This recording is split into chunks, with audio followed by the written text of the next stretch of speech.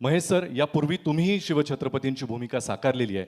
या चित्रपटामध्ये रितेशजींबरोबर काम करतानाचा अनुभव कसा होता? तुमच्या व्यक्तिरेखेबद्दल पण आम्हाला ऐकायला आवडेल. त्यांनी कास्ट केल्यावर सगळ्यांनी एका मिनिटात हो म्हटलं. मी काय नाही म्हणण्याची माहिती ताकद होती.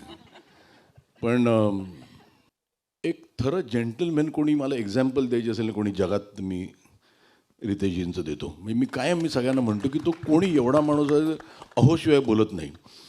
तर त्याला नाही म्हणण्याचा प्रश्नच येत नव्हता. मी छत्रपती शिवाजी महाराजांची भूमिका केली होती, पण आय थिंक छत्रपती शिवाजी महाराजांवर एक डेडिकेटेड सिनेमा होणं खूप गरजेचं होतं.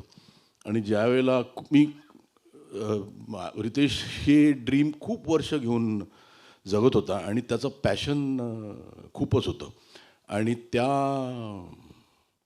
त्याच्या स्वप्नाचा एक भाग होणं हे माझं भाग्य समजतो मी. आणि आज ज्यावेळेला मी बघितलं ट्रेलर तर म्हटलं की tomorrow I can say with pride I am part of this cinema. आणि आउटस्टँडिंग ॲज अ डिरेक्टर म्हणून तो जेंटलमॅन येतो.